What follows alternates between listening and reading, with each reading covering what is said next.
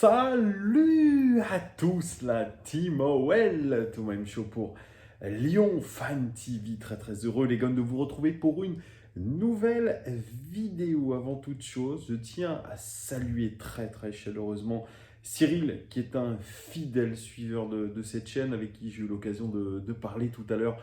Merci à lui, merci de sa fidélité, mais au travers de cette petite dédicace, je tiens vraiment, vraiment tous et toutes à vous remercier de votre fidélité. Vraiment, c'est incroyable, tous les commentaires, les vues, etc. Vous êtes de plus en plus nombreux, on a dépassé les 12 000 abonnés, donc cette réussite, elle est grâce à vous. Merci à vous tous. Pour ceux qui ne sont pas abonnés, n'hésitez pas à vous abonner, c'est important. Mettez un like, mettez la cloche, faites ce que vous voulez, partagez aussi à votre réseau.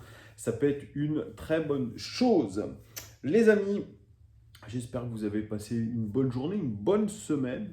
Notre Olympique Lyonnais joue son troisième match de la semaine, ou alors son deuxième si on part du lundi, puisqu'on a déjà joué contre l'Estac. L'Estac, qui est le club de Troyes, on a gagné 3 buts 1, c'était mercredi. Là, nous rejouons 2 jours plus tard contre Lorient à domicile. Deuxième match consécutif à domicile, les amis.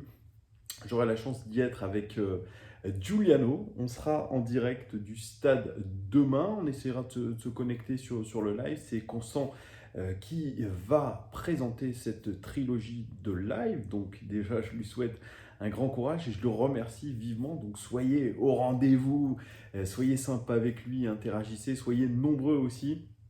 Pour ceux qui nous croiseront au stade, n'hésitez pas à venir nous parler. Ça sera avec grand plaisir qu'on pourra échanger avec vous, les amis. Ce match contre Lorient, il est important. Tous les matchs, de toute façon, sont importants. On a cette chance d'avoir gagné 4 matchs sur les 5 derniers. Il y a ce petit bémol du match contre le Paris Saint-Germain que nous avons perdu, peut-être un petit peu injustement à cause de l'arbitrage. Là, on doit essayer de réenclencher une série de victoires. On a gagné contre l'Estac, on a la chance de rejouer à domicile contre Lorient et il faudra faire le plein de points. C'est important, ça sera un match compliqué, mais je sais que nous en sommes vraiment capables. Ce match contre Lorient, il inquiète Peter Bosz. Pourquoi?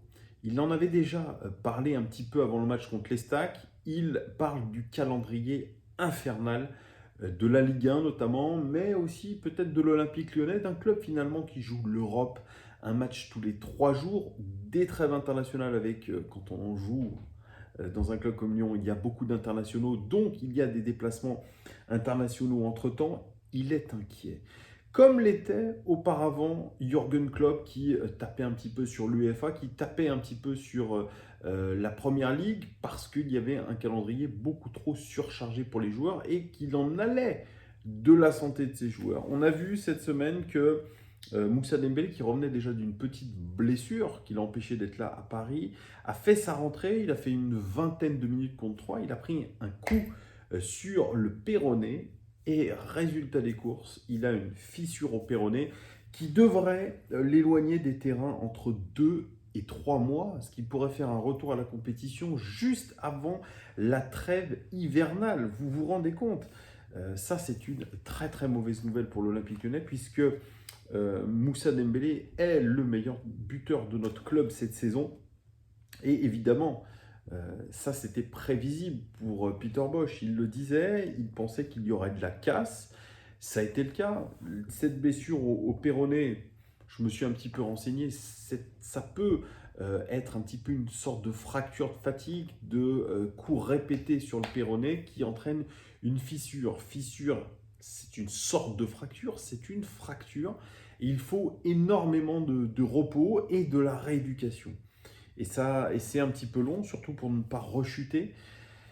Donc on doit faire sans Moussa Dembélé pendant un petit moment. Et puis, deuxième blessure, c'est celle de Malo Gusto qui a enchaîné 4 matchs et qui est sorti à la mi-temps contre l'Estac. On n'a pas vraiment de précision de la part de Peter Bosz sur cette blessure. Il dit que en gros, il a joué trop de matchs. Trop de matchs alors qu'il est jeune, alors qu'il fait sa première saison. Moi, je pense que c'est plutôt une surchauffe, c'est une fatigue généralisée pour Malo Gusto. Il est fatigué, il est crevé. Et il a donné un terme, il a dit Malo Gusto, c'est un sprinter. Oui, c'est clair, il fait beaucoup de courses vers l'avant et je pense que ça entraîne quand même pas mal de fatigue, peut-être une fatigue musculaire, une fatigue physique, une fatigue émotionnelle aussi par rapport à ce qu'il a vécu, notamment à Paris dimanche dernier. Donc on devra se passer de Malo Gusto. En tout cas, on va devoir vraiment être un petit peu inventif par rapport au fait de jouer sans Moussa Dembélé. Le remplaçant idoine de Moussa Dembélé, c'est Islam Slimani. Islam Slimani qui profite de la blessure de Moussa Dembélé pour enchaîner. Lui qui était quasiment parti au mercato estival, et bien finalement il se retrouve à rester et à trouver un rôle important. Il y a une certaine pression sur lui. Il était en conférence de presse d'ailleurs, il a parlé de Peter Bosz en disant que cette philosophie de jeu, il y adhérait puisque finalement avoir un pressing haut, c'est prendre des risques et qu'avec cette équipe de l'Olympique Lyonnais et les joueurs que nous avons, eh bien nous pouvons jouer ce style de jeu et que c'était très différent de la saison dernière. Donc j'ai l'impression qu'il s'accorde un petit peu mieux avec Peter Bosz qu'il s'accordait avec Rudy Garcia, mais il va avoir un rôle central et comme le dit Peter Bosz, l'avant-centre est important dans le système de jeu. Slimani, lui, c'est quoi son profil? Eh bien, c'est quelqu'un qui garde très très bien le ballon. Il a donné l'exemple du but que nous avons marqué au Parc des Princes, où il permet de faire remonter le bloc, de jouer dos au but, de faire des remises. Et ça, c'est extrêmement positif pour notre équipe, pour notre organisation. Mais c'est un joueur aussi très intelligent et c'est un joueur avec de l'expérience.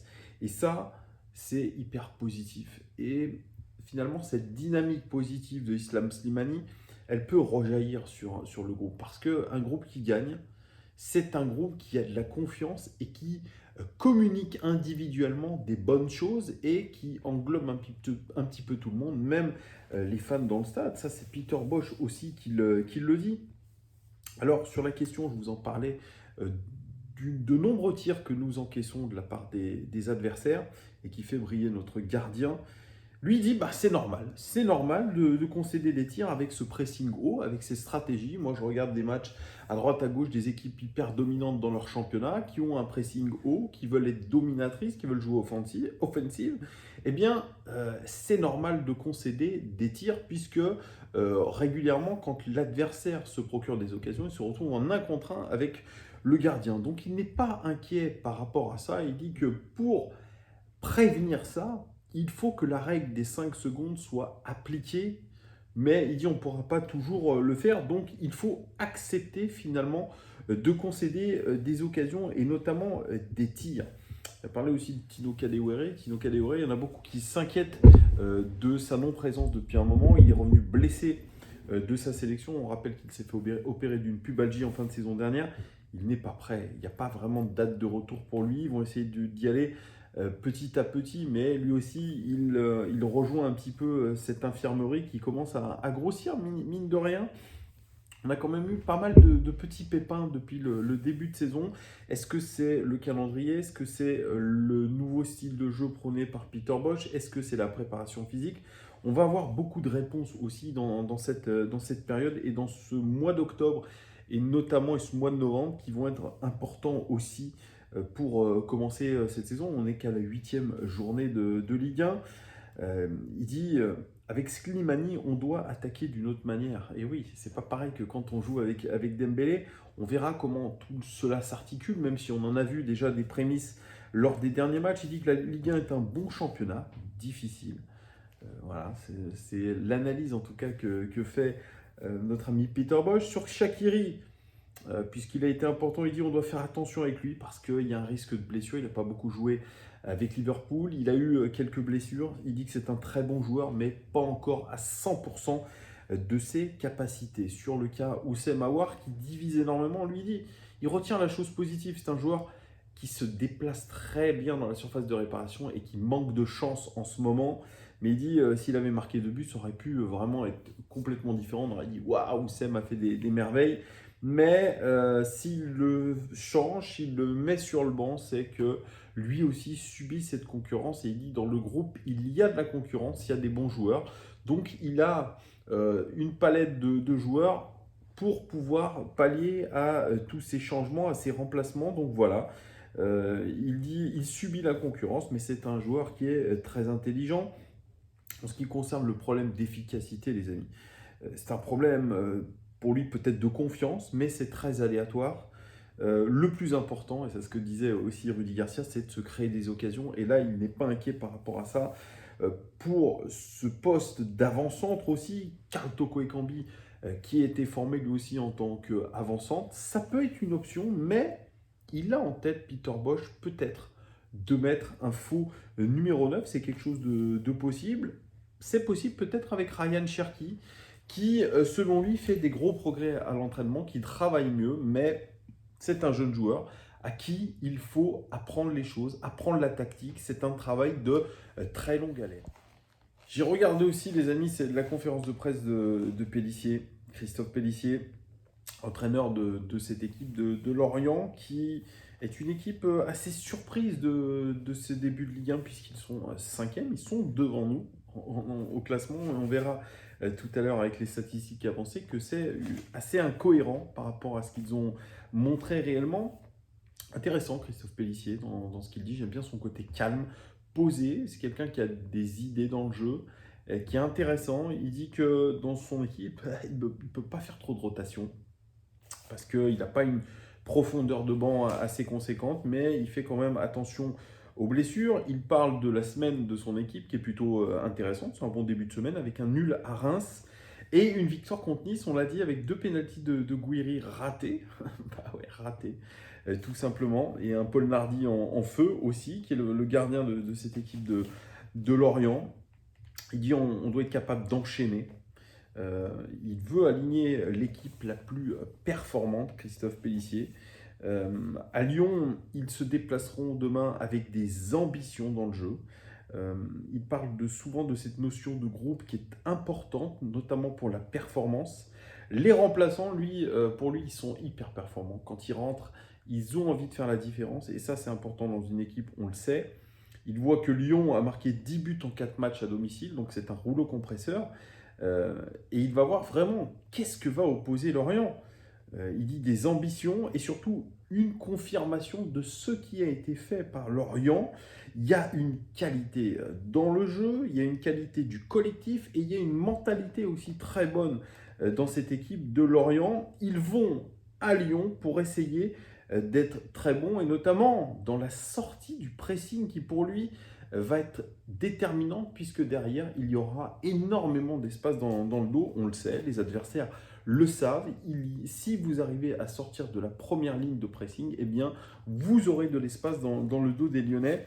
Il parle de 2 choses, de solidarité et d'unicité pour cette équipe. Donc c'est un discours extrêmement positif. En ce qui concerne les statistiques avancées, vous allez voir, ils sont assez étonnantes, ces statistiques avancées. 5e de ce championnat avec 12 points. Et selon les expected points, les points réellement attendus par Lorient, il devrait être 19e, donc avant-dernier de Ligue 1, avec seulement 5 points. Là, il y a une grosse surperformance de Lorient. C'est la même chose en termes de buts. Ils ont marqué 8 buts. Ils auraient dû seulement en mettre 5, ce qui en fait les derniers de Ligue 1 en termes de création d'occasion. En termes de buts encaissés, ils ont encaissé 7 buts. C'est la 4e meilleure défense de Ligue 1. Par contre, ils auraient dû réellement encaisser 12 buts, ce qui en fait la 3e pire défense de Ligue 1. Vous voyez, ils sont carrément en surperformance. C'est une équipe qui joue en 5-3-2, défense à 5. Dans cette équipe, vous connaissez Jérémy Morel, qui a fait les belles heures de l'OL. Non, ne rigolez pas. Il est blessé actuellement. Il y a un Mofi aussi en attaque qui est très bon depuis le début de la saison. Vous avez aussi un Lorientais qui ne joue pas forcément titulaire, mais un sacré joueur, notamment sur coup franc. Il y a du Abergel aussi, qui est un joueur extrêmement expérimenté. Il y a Thomas Monconduit aussi, qu'on connaît bien en Ligue 1, qui est un joueur expérimenté. C'est une alliance un petit peu entre des joueurs expérimentés et des joueurs un petit peu plus jeunes. Donc vous voyez, normalement, notre équipe de l'Olympique Lyonnais ne devrait pas avoir trop de mal à pouvoir gêner cette équipe de Lorient et surtout à gagner, puisque vous voyez qu'elle est absolument surperformance, qu'elle doit revenir à un moment donné à son niveau. C'est un promu. On a bien vu ce qui s'est passé avec Clermont, qui a fait un très très bon début de saison. Et là, ils viennent de prendre 6-0, je crois, contre le Rennes de Genesio. Lorient, ils font un bon début de saison, notamment grâce à leur gardien Paul Nardi, qui est le deuxième gardien à faire le plus d'arrêts derrière Anthony Lopez. Donc vous voyez, alors bien sûr, j'entends que la dynamique est positive, etc. Mais ils sont sur la corde raide. Ils ont des éléments extrêmement favorables, Lorient, depuis le début de saison. Donc normalement, cet Olympique Lyonnais-là, avec ces qualités-là, normalement à domicile, doit faire le plein de points. Moi, je veux bien comprendre que Christophe Pélissier, oui, il a des ambitions dans le jeu, il joue sur la qualité de son groupe, mais normalement, on est un cran au-dessus, même sans Moussa Dembélé, même sans Malo Gusto. Alors, bien sûr, il sera remplacé par Dubois. Nous avons carrément la capacité dans cet effectif à pouvoir réaliser une grosse performance. En tout cas, on est obligé de le faire, on est obligé de remonter au classement, on est obligé d'enchaîner sur une série. Donc moi, je crois fermement en notre équipe. Je crois Islam Slimani capable de remplacer durablement Moussa Dembélé. C'est un vrai test aussi pour lui. Que va faire demain Peter Bosz? Qui va-t-il aligner? Ça, c'est une bonne question. Moi, je pense que on aura toujours ce 4-2-3-1 avec une défense centrale. Moi, je vois bien Diomandé et Denayer, Diomandé remplacé par Boateng et avoir une charnière centrale avec Denayer. Côté droit, on devrait avoir Léo Dubois. À gauche, nous devrions avoir Emerson. Dans le double pivot, probablement, ça devrait être Cacré et Guimarães. Guimarães, malheureusement pour lui, n'a pas été sélectionné pour les 3 prochains matchs de l'équipe du Brésil, alors qu'il fait un très très bon début de saison avec Lyon, mais ça va lui permettre aussi de se reposer pendant la trêve internationale. Au moins, Paqueta, lui, est sélectionné. Donc dans ce double pivot, je vous ai dit Cacré et Guimarães. En meneur de jeu, moi je vois bien, encore une fois, Paqueta, je vois bien à Shaqiri à droite, même si les mots de quand même de Peter Bosz pour préserver son joueur peuvent être un petit peu entendus. Je ne sais pas trop ce qui va se faire, mais moi je le vois quand même titulaire. À gauche, probablement qu'il devrait y avoir Karl Toko et Kambi, cette fois-ci à la place de Houssem Aouar, et puis en pointe Islam Slimani. Donc on a largement les possibilités de faire quelque chose. Est-ce que je voyais en tout cas Riyad Cherki titulaire? Je ne crois pas, mais il aura, je pense, peut-être un petit peu plus de temps de jeu selon ce qu'il va se passer dans le match. Oui, dans les cages, évidemment, il y aura Anthony Lopez, ça va de soi. Donc moi, je suis extrêmement confiant. Je vois une victoire assez large. Je vois une victoire 3-0 de l'Olympique Lyonnais avec un but de Shaqiri, un but de Islam Slimani et un but de Paqueta. Dites-moi ce que vous pensez de ce match-là, les amis, en commentaire. Mettez-moi aussi votre pronostic. Et pour ceux qui connaissent le FC Lorient, n'hésitez pas à m'en parler. Pour ceux qui ont vu des matchs, comment vous trouvez cette équipe? Voilà, merci à tous de m'avoir suivi. Et on se retrouve demain, évidemment, pour la trilogie avant-match, mi-temps, débrief. Et on aura la chance avec Giuliano d'être au match. Donc, on essaiera de pouvoir participer avec vous dans le live, si les conditions, évidemment, le permettent. Donc, tenez-vous bien au courant et puis à demain. Merci à vous. Ciao!